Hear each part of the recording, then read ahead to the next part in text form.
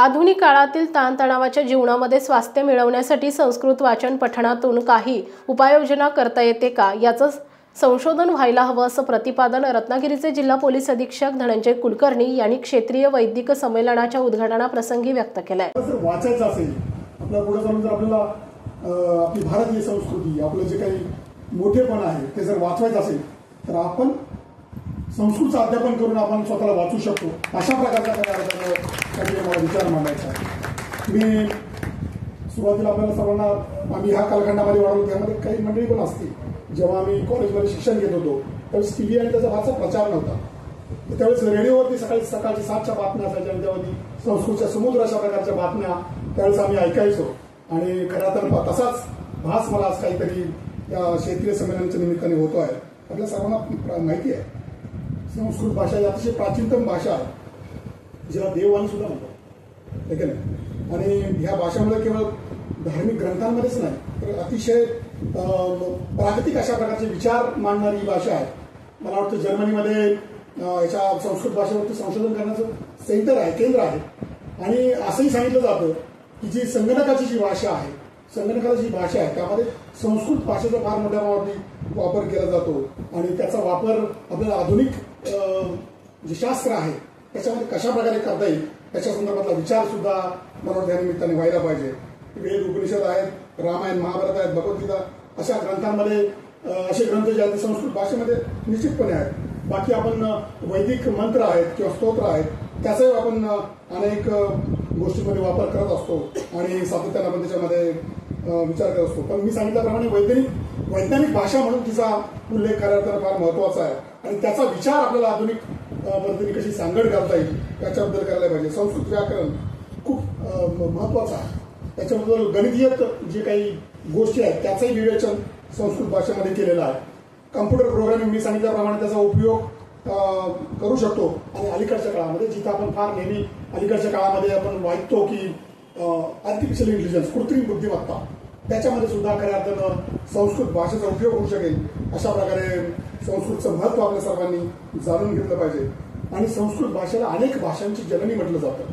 मराठीमध्ये कित्येक शब्द संस्कृत भाषेतले आहेत कन्नडमध्ये सुद्धा खूप जास्त संस्कृत भाषेचे शब्द आहेत अनेक भाषांमध्ये हिंदीमध्ये सुद्धा अनेक भाषांचा आपण जर विचार केला त्याच्यामध्ये महत्वाचे शब्द आहेत। हिंदीमध्ये सुद्धा जर आपण उत्तर भारतामधल्या ज्या हिंदी भाषिक लोक आहेत त्याच्यामध्ये तर खूप संस्कृत शब्दांचा उपयोग त्यांच्या बोलण्यामध्ये आपल्याला जाणवतो आणि त्याचा उपयोग निश्चितपणे आपल्याला केला जातो। म्हणून अनेक ठिकाणी आपल्याकडं जे काही काव्य आहेत नाटक आहेत काही न्यायशास्त्राचे ग्रंथ आहेत ते सुद्धा खऱ्या अर्थानं संस्कृत भाषेमध्ये आहेत आणि त्याचा उपयोग आपल्याला सर्वांना उज्जैन येथील महर्षी सांदीपनी राष्ट्रीय वेदविद्या प्रतिष्ठान आणि रामटेक येथील कवी कुलगुरू कालिदास संस्कृत विश्वविद्यालयाच्या रत्नागिरीतल्या भारतरत्न डॉक्टर पा.वा. काणे संस्कृत अध्ययन उपकेंद्रातर्फे 3 दिवसीय वैदिक संमेलन माधवराव मुळे भवनात सुरू झाले। या संमेलनाला महाराष्ट्र मध्य प्रदेश कर्नाटक आणि आंध्र प्रदेशमधून सुमारे 100 प्रतिनिधी उपस्थित आहेत। त्याचे उद्घाटन पोलीस अधीक्षक धनंजय कुलकर्णी आणि इतर मान्यवरांच्या हस्ते करण्यात आले। कालिदास संस्कृत विश्वविद्यालयाचे कुलगुरू प्रोफेसर हरेराम त्रिपाठी यांनी संस्कृत भाषेचं महत्त्व सांगितलं। ते म्हणाले की संस्कृत हा भारताचा आत्मा आहे तर वेद हा संस्कृतचा आत्मा आहे। त्यामुळेच जगभरात कोठेही लिखित स्वरूपात पुरातन संस्कृत साहित्य असेल तर ते जतन करण्याचं पंतप्रधान नरेंद्र मोदी यांनी ठरवलंय। जगभरातील सर्व संप्रदायाचं मूळ वेदांत आहे। मंत्रांच्या उच्चारामुळे 4ही दिशांमध्ये सकारात्मकता पसरते। असंख्य जीवांचं रक्षण करण्याची ताकद वेदांमध्ये वेद सर्वशक्तिमान आहेत। वेदांचं अर्थासह पठण करणं आवश्यक आहे असं त्यांनी नमूद केलंय। ये पदार्थ है वस्तु है और जो हम चक्षु से नहीं देख पाते हैं उसको अनुमान के द्वारा जानते हैं। जैसे कहीं पर रास्ते में हम चल रहे हैं वेद की ध्वनि सुनाई दे रही है तत्र यदि वेद की ध्वनि सुन करके यत्र वैदिकाः भवन्ति तत्रैव वेदस्य ध्वनि भवति। यदि वेदस्य ध्वनि ध्वनि यदि आगच्छति तर्हि तत्र वैदिकाः सन्ति। कोई वृक्ष का चाहे भवन का वो प्रतिरोध भी है तभी उस वेद की ध्वनि से सुन करके वहां पर वैदिक हैं इस तरह का अनुमान करते हैं। तो जो चीज हम नहीं जानते जैसे ईश्वर को देख ईश्वर की सत्ता स्वीकार की जाती है तो नैयायिक स्वीकार करते हैं कि यदि प्रत्यक्ष प्रमाण से ईश्वर को हम नहीं देख सकते हैं ईश्वर सर्वज्ञ सर्वशक्तिमान ईश्वर है, इसको हम प्रत्यक्ष चक्षु से नहीं देख सकते, तो हम अनुमान करते हैं। जैसे कहा गया है, सभी दार्शनिक स्वीकार, आस्तिक दार्शनिक स्वीकार करते हैं, न्याय, वैशेषिक, सांख्य, योग, पूर्व मीमांसा, उत्तर मीमांसा, सभी वेद की प्रामाणिकता को स्वीकार करते हैं। जब वेद की प्रामाणिकता को स्वीकार करते हैं, तभी वेद किसकी रचना है, कुछ अपौरुषीय मानते हैं। ईश्वर के मुख से, नासिका से ईश्वर के श्वास प्रश्वास स्वरूप वेद निश्रित हुआ है। जैसे अपने शरीर में श्वास प्रश्वास हम जबरदस्ती प्रयत्न द्वारा नहीं कर रहे, स्वतः हो रहा है, उसी तरह से वेद भी ईश्वर के श्वास प्रश्वास है, निरंतर गतिमान है और अनादिकाल से अनुपूर्वी विशेष है, जो नित्य है। ऐसा मीमांसक और सांख्यवादी भी स्वीकार करते हैं। नैयायिक कहता है कि ऐसा नहीं है, वो जो कहता अनुपूर्वी विशेष को नित्य स्वीकार किया जाता है, लेकिन वैखरी, जिसको मीमांसक वैखरी कहते हैं, उस वैखरी की जो ध्वनि होती है, उसी ध्वनि को ये नैयायिक स्वीकार करता है कि जो ध्वनि है वो अनित्य है। जैसे अभी हमने ध्वनि का उच्चारण करेंगे वेद के मंत्र। रत्नागिरी उपकेंद्राचे संचालक दिनकर मराठे प्रास्ताविकामध्ये म्हणाले की या संमेलनात चारही वेदांचा पारायण होणारे वेद पाठशाळांचे संवर्धन करण्याचे महर्षी सांदीपनी प्रतिष्ठान आणि कालिदास विश्वविद्यालयाचे उद्दिष्ट आहे। वेदविद्येचा प्रचार करण्याचे काम दोन्ही संस्था करत आहेत। भारताचा आत्मा वेद आहे, संस्कृत संवर्धन म्हणजे राष्ट्रहित साधणारा आहे असं ते म्हणाले। महर्षि सांदीपनी राष्ट्रीय वेद विद्या प्रतिष्ठान उज्जैन तथा कविकुलगुरु कालिदास संस्कृत विश्वविद्यालय रामटेक इत्यस्य उपकेन्द्रम् अत्र वर्तते। भारतरत्न डॉक्टर पांडुरंग वामन काणे संस्कृत अध्ययन केन्द्रमिति अनयोः संयुक्त विद्यमाने त्रिदिवसीयं वैदिकं सम्मेलनम् अत्र आयोजितम् इति। वस्तुतः महर्षि सांदीपनी वेदविद्या प्रतिष्ठानस्य तथा कविकुलगुरु कालिदास संस्कृत विश्वविद्यालयस्य उद्देश्यम् अथवा लक्ष्यं समानमेव। प्रतिष्ठानस्य लक्ष्यमस्ति वेदस्य संरक्षणम्, अस्माकं विश्वविद्यालयस्य संस्कृतस्य संरक्षणमिति।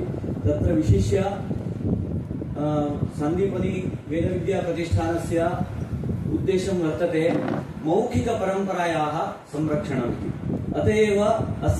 एतदेव अस्य सम्मेलनस्य वैशिष्ट्यं वर्तते। वस्तुतः अन्यत्र सम्मेलनानि भवन्ति, तत्र केवलं पत्रवाचनं, व्याख्यानम् इत्यादि कार्यक्रमाः भवन्ति, परन्तु अत्र वैशिष्ट्यमिदं वर्तते यदत्र प्रतिदिनं चतुर्णामपि वेदानां पारायणं भवति।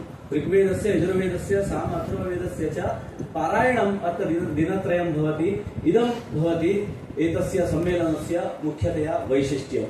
वस्तुतः द्वितीयम् उद्देश्यं वर्तते सांदीपनी वेदविद्या प्रतिष्ठानस्य, ये यत्र गृहेषु अथवा ग्रामेषु अत्र महाविद्यालयाः प्रचलन्ति अथवा वेदपाठशालाः सन्ति, तासां वेदपाठशालानां संवर्धनं प्रवर्धनमिति तेषां मुख्यं लक्ष्यं भवति। तथैव ये वैदिकाः पण्डिताः सन्ति ग्रामेषु भवन्ति, तेषां संवर्धनं, तेषां तत्र उन्नयनार्थं प्रयत्नः इत्यादि तेषां मुख्यं लक्ष्यं भवति। अस्माकं विश्वविद्यालयस्यापि इदमेव लक्ष्यम्। अस्माकमपि अत्र वैदिकमहाविद्यालयाः संलग्नाः सन्ति, तेषां संवर्धनमिति अस्माकं विश्वविद्यालयस्य लक्ष्यम्। इतोपि ये वैदिकाः गृहेषु पाठयन्ति, गृहेषु गुरुकुलेषु पाठयन्ति, तेषां समर्थनम् अथवा तेषां संवर्धनार्थं प्रयत्नः इति अस्माकं विश्वविद्यालयस्यापि मुख्यं लक्ष्यं भवति। तृतीयं तु वेदविद्या प्रतिष्ठानस्य लक्ष्यमस्ति देशे सर्वत्र वेदविद्यायाः प्रचारः प्रसारश्च इति। वेदोऽखिलो धर्ममूलमित्युच्यते। वेदाः सन्ति चेत् भारतम् अस्ति, भारतस्य आत्मा वेदः, अतः तेषां प्रचारः वेदानाम् इति तेषां मुख्यं लक्ष्यम्। अस्माकं विश्वविद्यालयस्य वाक्यमेव वर्तते राष्ट्रहिताय संस्कृतम् इति। तत्र वेदाः अपि अन्तर्भवन्ति, अतः अस्माकं तेषाम् अपि समानं लक्ष्यम् इति कृत्वा मिलित्वा अस्माभिः एतत् सम्मेलनम् अत्र आयोजितं वर्तते। कार्यक्रमापूर्वी रत्नागिरी येथे शोभायात्रा काढण्यात आली, त्यामध्ये सर्व मान्यवरांनी उपस्थिती लावली होती। महाराष्ट्रातील तसेच कोकणातील महत्त्वाच्या बातम्या पाहण्यासाठी कोकण 24 तास न्यूज चॅनलला YouTube वर सबस्क्राइब करा आणि बेल आयकॉन प्रेस करा।